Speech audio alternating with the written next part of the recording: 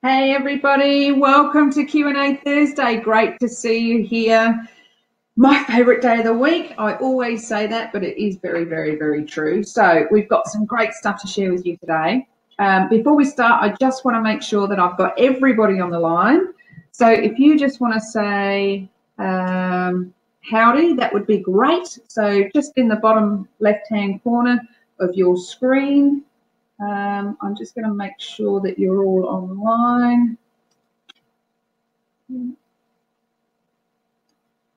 Okay. Exciting. It's Thursday again. All right. So just let me know you're online. That would be fantastic. And we can start. Okay. All right. Sam's here. Hi, Sam. Nice to see you.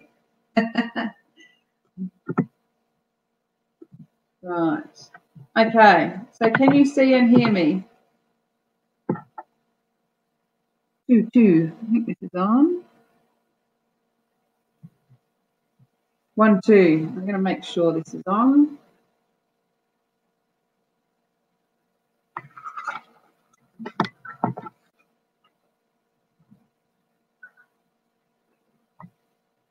Okay. Can someone tell me if you can hear me?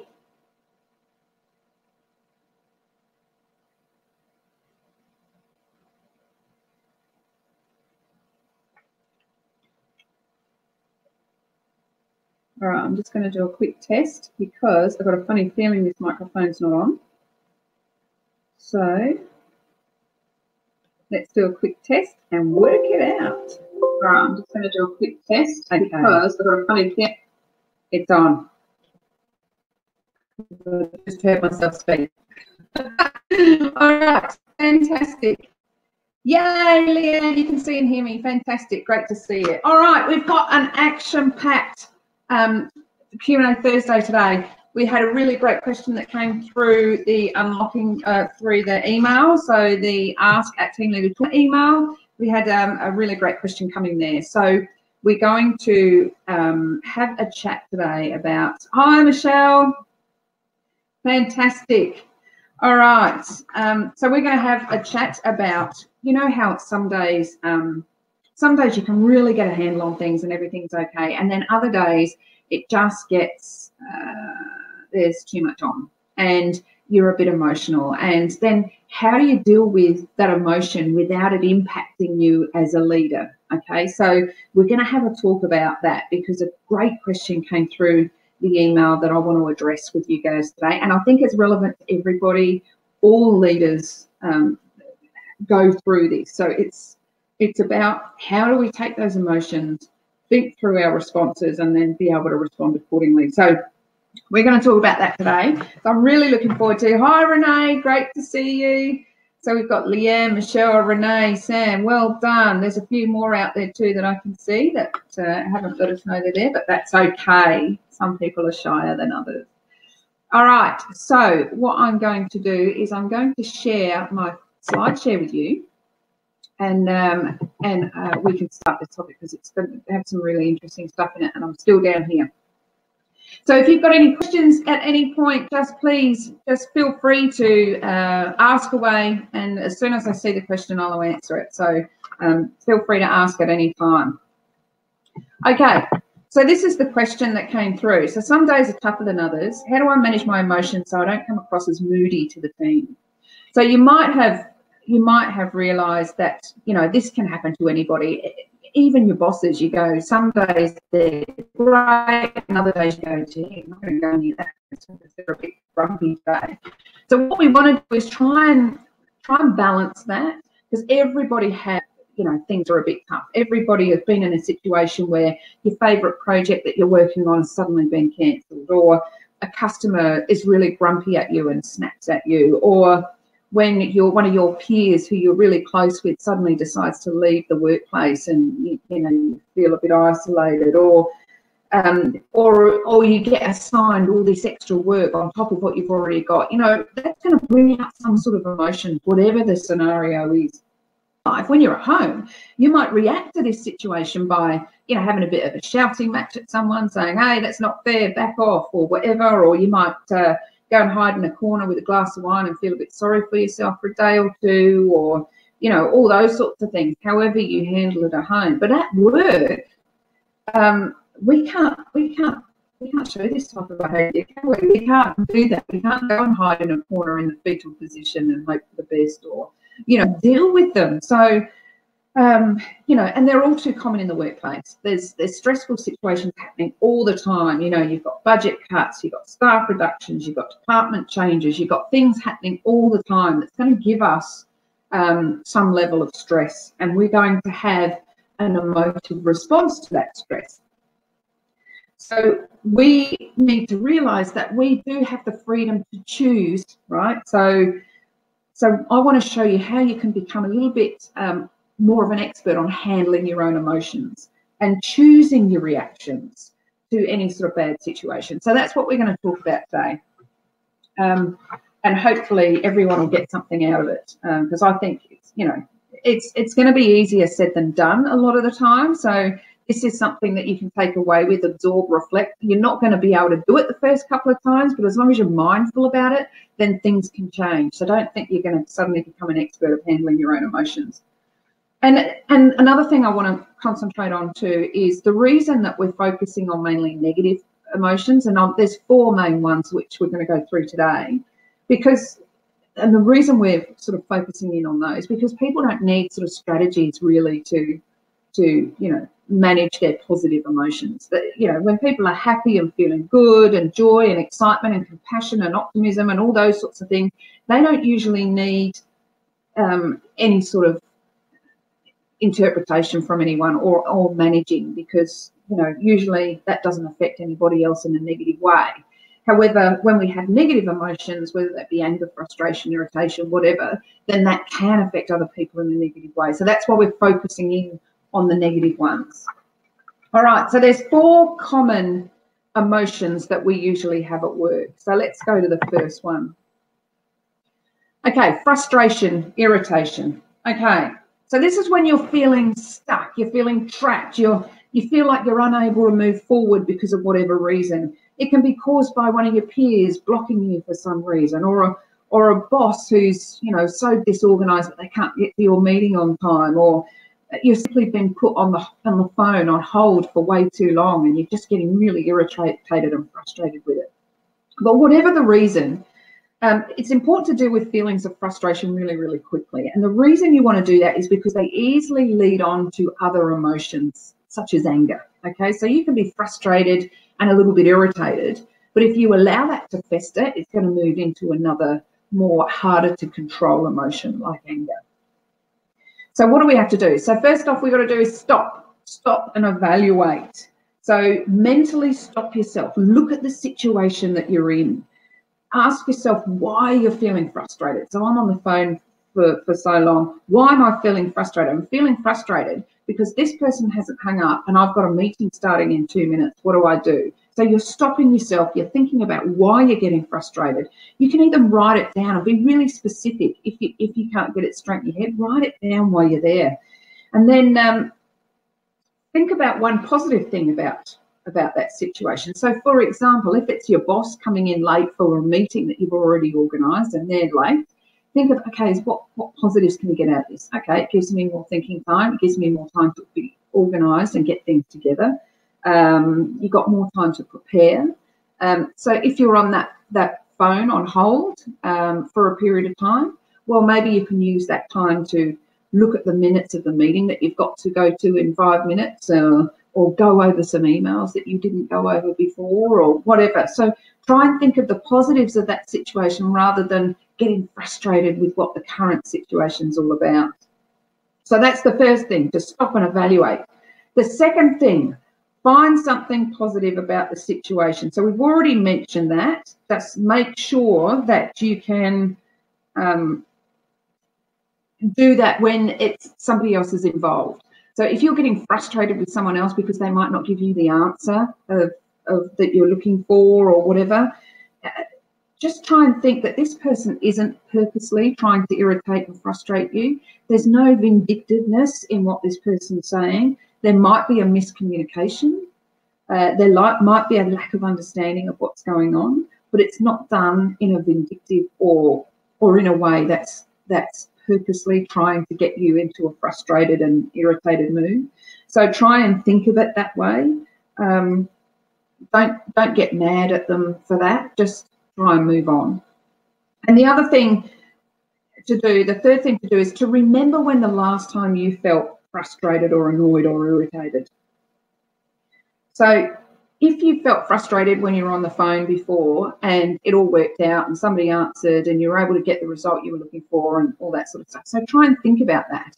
If you were frustrated because your boss turned up late at that meeting that you organised, but then you were able to do a few extra things and write a few extra keynotes and it all worked out in the end, think about those things. So think about how it all worked out in the past. So, you know, is it really worth me expending all this energy getting frustrated and annoyed at this particular scenario? So let's go over those things again. Stop and evaluate. So remember, think about, you know, think about why you're there, what's going on. Is it really a big enough deal for you to get frustrated and irritated about it? You know, think about one thing positive that's happening at the moment. The second thing, find something positive about the situation, especially if it's with somebody else.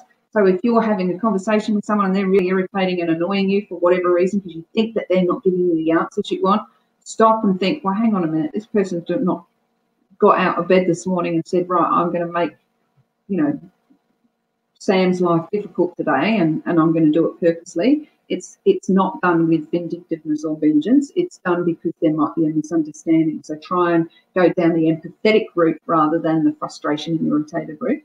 And number 3, remember the last time you felt frustrated. Remember the last time you felt irritated and that situation worked itself out. So try and remember those times so that you can go, okay, this isn't worth the energy that I'm expending on it. All right, so that's the first one. And hopefully that those sorts of things will help you. So let's have a look what the next one is. So this is the second one out of 4. So the second one out of the 4 is the worry and nervousness. So we've already done frustration and irritation. So this is the worry and nervousness. So, you know, with all fear and anxiety, that happens at work because sometimes in our workplace we don't feel overly stable about where we are. There could be layoffs, there could be organisational structure changes, all those sorts of things. So it's no wonder that people feel a little bit worried or a little bit anxious about their situation, their roles, their jobs, all those sorts of things. So often that is quite a common workplace emotion that you will find. But you can easily get this can easily blow out of control if you allow it to. So you need to try and find ways that you can get a handle on it and worry less. So, because to tell you the truth, this is probably the worry and the nervousness is probably one of the biggest things that contribute to the health and well-being of people's mental health. So we want to ensure that you've got good mental health at work. So therefore, what do we do? What can we do to negate that worry and nervousness that you might be feeling? All right.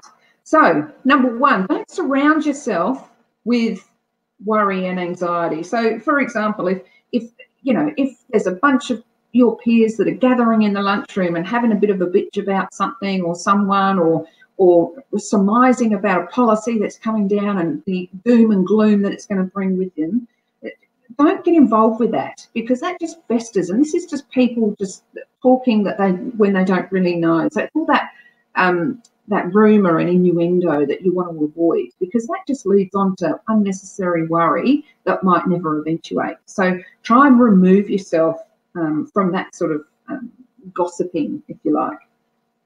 The second one is if you're in the moment and you're having a bit of an anxiety attack or you're feeling really, really worried about something, you might have a presentation that you're doing or something, try some deep breathing exercises. So this helps slow your breathing down, helps slow your heart rate down, and suddenly your adrenaline starts to stop pumping around the body so quickly. So you want to breathe in slowly for 5 seconds, hold it for 3, breathe out for 5 seconds. Then breathe in for 5 seconds, hold it for 3, breathe out for 5 seconds. So try and do that about 5 or 6 times in a row. Just allow yourself to calm yourself and you know, remove some of that worry. Focus on your breathing when you do it. Don't focus on anything else. People coming in the room, whatever sounds coming from next door, focus on your breathing when you do it, okay? So that really, really helps with a bit of anxiety. And then focus on how you can improve the situation. So if you're really worried or you're nervous because there's been some changes in the workplace and your position's no longer available and you might have to apply for your own position again or apply to something else, try and improve the situation. So, you know, brainstorm ways how you can bring in more business, or brainstorm ways of, you know, what you've always wanted to do. Try and look to the future in a positive mindset if you possibly can. It's really, really hard and difficult in times of change. I know that, but just give it a go, give it a crack, try and think of the positives, and just be aware that you're going to go on a bit of a roller coaster ride. And then the last thing that I want to talk to you about that's really been helpful for other people is to have a bit of a journal or a worry log, they call it. So write down any worries that you've got in a logbook, and then schedule a time to deal with them. So if you're worried about 5 things today, write them down and then go, right, I'm going to tackle this one before lunch, I'm going to tackle this one after lunch, and these 3 can wait till tomorrow or whatever. And then, you know, when it comes to the time that you've scheduled, have a proper brainstorming session with someone. So if it comes to 10 a.m. and you've said, right, I'm going to deal with this problem at 10 a.m., gather some of your peers around and go, come on, can you help me brainstorm these? Because if you can share your problem, then you halve your problem straight away. So try that as well. So write the problems down so you don't have to keep thinking about them. Write them down, schedule a time when you're going to tackle them and deal with them, and then pull some other people in to help you tackle with them. Because what that does, that frees up your mind to say, right, I've captured that. I know when I'm going to do it. I can start focusing on something else. When we try and focus on something, when we're in a really worried and anxious state, you will never get an ideal solution out of that. You need to be able to remove yourself from it a little bit and pull other people in so they can have a bit of a say as well. All right, so worry and nervousness, just quickly. Don't surround yourself with people that are gossiping. Get the hell out of there. You don't want to be worried about stuff like that might not even happen. Number 2, if you're anxious in a presentation or something, try those big breathing exercises. Breathe in for 5 seconds, hold it for 3, breathe out for 5 seconds, hold it, breathe in for 5 seconds. Try and do that over and over again and just focus on your breathing until you feel like you feel like the anxiety is at bay. Focus on how you can improve the situation. So how can you make that better? And then write your worries down in some sort of journal with a little time next to it of when you're going to tackle that. So then it can actually leave your brain because you've already put some time aside that you can focus on that. So hopefully those will help. All right, so let's have a look at the next one. All right, so we've gone through frustration and irritation. We've gone through worry and nervousness. Now the third one here is anger and aggravation. So out of control anger is probably one of the most destructive emotions that you're going to have in the workplace. And it's the most negative impact on other people as well. It's also the most, it's also the emotion that most of us don't handle very well. Because when we get to this stage, our reasoning part of our brain is pretty much out the window. So if you have trouble managing your temper at work, then we need to help you learn how to control it. And that's the only way that you're going to be able to have a positive impact on your teams, if you can control your temper, control your anger. So I don't know if you ever might have experienced a boss or a peer that you know is a little volatile and you end up people tiptoeing around them or not bringing problems to them because they don't want them to go off the deep end. You do not want to have that reputation. You do not want to be that person, okay? So let's try these suggestions to help you control that anger if it's a problem for you. So first off, watch out for the early signs. So You should know when the danger signs are coming, when your anger is building. So learn to recognize them when they start to begin. Because really stopping the anger before it gets too much is absolutely the key in controlling it. And remember, because you can choose how you react in certain situations. You choose to be angry, or you can choose to have another reaction to that. So just because our first instinct might be getting angry, and it might be a change coming through, it might be, somebody said that they can't help you now when they said they could before. Your first instinct might be, well, I'm really angry about that, but you still have a choice at that stage whether you're going to develop an angry emotion, or are you going to control it, keep it at bay, and then try a different emotion. So watch for early signs. And then if you start to get angry, stop what you're doing right away. Close your eyes and practice those deep breathing exercises we talked about before. Yes, they're brilliant for anxiety, but you might be able to capture that angry emotion if you can do it early enough. So try those deep breathing exercises that we talked about before, because this interrupts those angry thoughts and allows your brain to think about something else. So then it draws it away and makes it less, that rag to bull type thing. Puts you on a more positive path. So stop what you're doing, try those deep breathing exercises. And then the third thing is try and picture yourself angry. Have you had somebody that's gone angry in the workplace, and you've watched them and their face contorts and goes all red, they're waving their arms around like a lunatic? So picture yourself doing that. Is that how you want to look? Really? Would you want to look like that person that you've seen before get really, really angry? You probably wouldn't. So try and picture yourself like that and go, oh, I don't want to be that person. Okay, I'm going to move away from that. Okay, so if you're finding yourself getting angry or aggravated or really aggressive at work, there's some things that you need to do. Watch out for the early signs. You should know those early signs. Try and stop them in their tracks before they get out of the way, because at that point you still have got a choice on how you're going to react to things. Number 2, if you start getting angry, stop what you're doing straight away. Stop it and do those deep breathing exercises that we talked about before for the worry and nervousness. It's really, really good in bringing that emotion down. And then number 3, it's look at yourself when you're angry. So you've seen other people angry and they're contorted and red and steam out of their ears and waving their arms around, and they look, well, do you want to look like that? I wouldn't want to look like that. So try and picture that and go, is that where I want to be? If not, which it probably won't be, that will try and help you bring yourself back again. Okay, so that's the 4th very most common emotion that you get into the workplace, and probably the most destructive. So if that is something that you suffer with, then please try and get some help as much as you can, because you don't want this to carry on. All right, so what's the next one? The next one is dislike. Now, we probably all had to work with someone that we don't like. So whether that's somebody in your peer group, whether that's somebody in your team, whether that's a boss, it doesn't matter. But it is important that we're professional no matter what.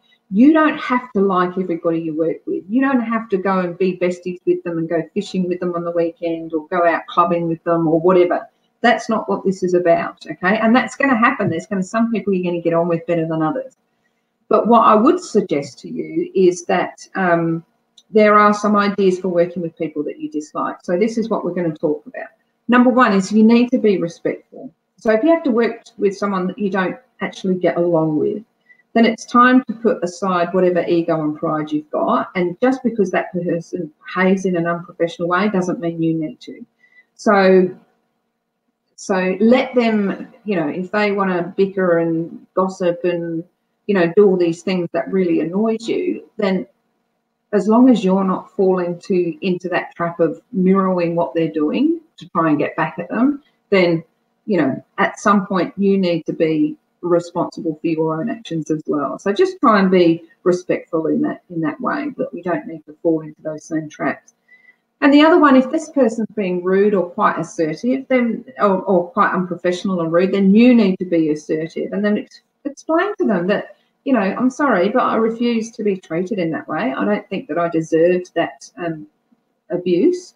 And maybe we should have a chat about it when you're a little bit calmer, and then walk away. So calmly leave the situation. Be quite assertive that you're not going to put up with that.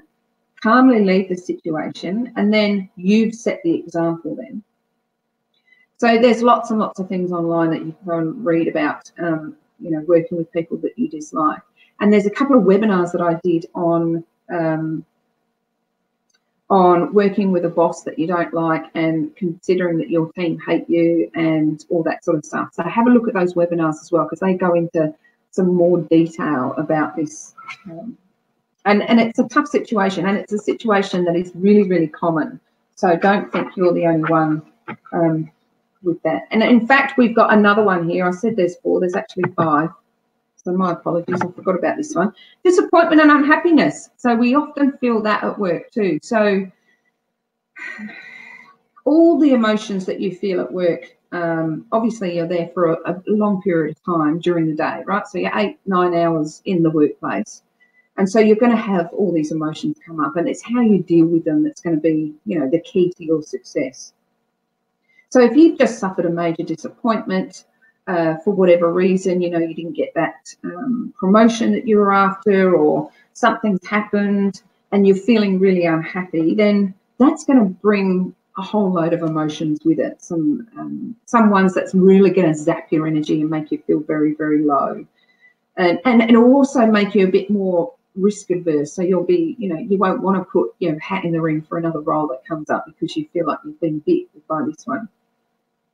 So it'll hold you back from achieving, and you don't want that to happen. So here's some proactive steps that you can do to try and change that.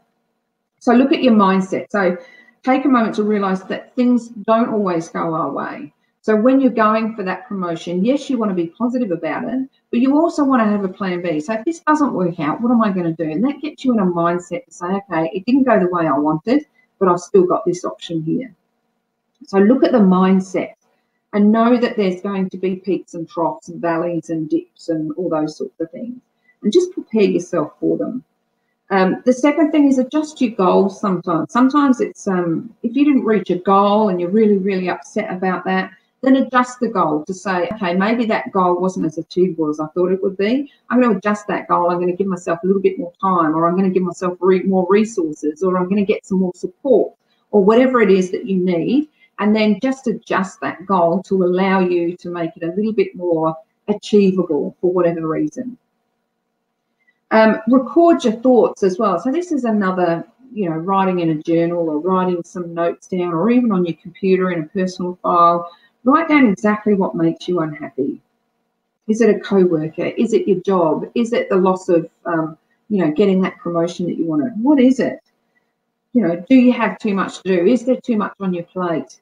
All those sorts of things. Because once you identify the problem, you can start brainstorming ways to solve it. So if you've got too much on, it's okay, well, how can I delegate this a little bit more? Or how can I break this down? Or how can I have that conversation with my boss to say, 4 priorities is too much. I need to bring it down to 3, which is the one that we can drop off type conversation. And then the last thing, and it sounds really, really, really strange, but just smile and fake it, because if you force a smile, or even if you get a grimace out onto your face, often this can make you feel happy. I know it's a strange way, but it's just how we humans are wired, right? Try it. You will be surprised. Just have a little smile, and all of a sudden it will have an impact. But even if it is a grimace. All right, so see how you go. All right, so that's the 5, right? Frustration and irritation, worry and nervousness, anger and aggravation, dislike, disappointment and happiness. They're the kind of 5 different emotions that you're going to feel in the workplace. And we all have to deal with negative emotions at work at some time. So learning how to cope with these feelings is now more important than ever, especially now that you're a leader and you've got a team of people working for you.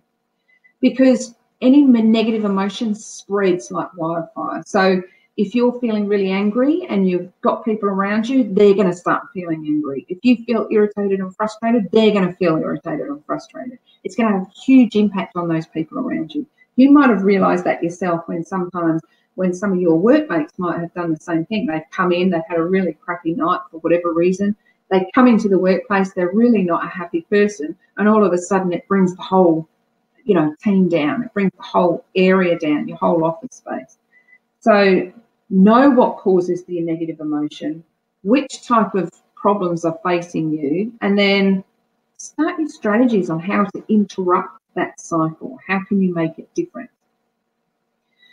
So, and remember that the longer you wait, the more frustrated, the more angry, the more unhappy you get, the harder it is going to pull yourself away from that negative thinking. So we need to stop it and nip it in the bud as early as possible. All right. So I hope that helped. It's question and answer time for you guys now. So has anyone got any questions for me, whether it be about what we've just speaking about or whether it be about something else? I'm just going to quit this slideshow and get you back. All right. So have you got any questions for me? I've got, we've got questions that are coming through on the website, which is fantastic, at ask@teamleadertoolkit.com. So if you've got any questions, feel free, you can ask them there, or you can go on the Facebook page and ask them there, or you can ask me right here. So I'm going to bring up the chat again, make sure I'm not missing any, and let me know if you've got any questions for me. All right. Now, you might have heard me say this a couple of times, that I'm a little bit hesitant to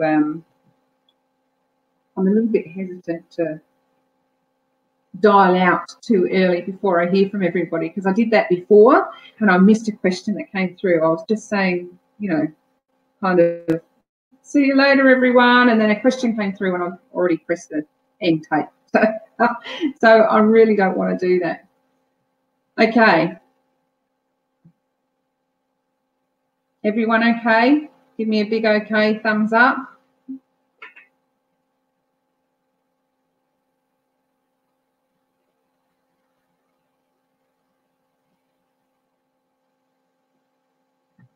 Okay, I'm assuming. No worries, Michelle. It absolutely is. But I'll tell you, it's difficult. I teach this stuff all the time, and I'll go home and I have 2 teenagers at home, and they still frustrate me to the point where I lose control of all my emotions. So it's a conscious competence that we have to keep working on all the time, myself included. So it is great to take home and make it a real effort to do it. So thanks, Michelle. All right. Okay, Leanne, Michelle, Renee, Sam, I think we're done. Thanks very much for joining me today. We've got some great stuff coming. We've got more tools going on the tool suite. You should be having your next module opening soon, so look out for that. And if you've got any questions for me, don't hesitate to ask me at ask@teamleadertoolkit.com, and we will get onto them straight away for you. All right. So without further ado, we will call it a day. Looking forward to catching up next Thursday. Until then, I'll speak to you soon. Cheers. Bye, everyone.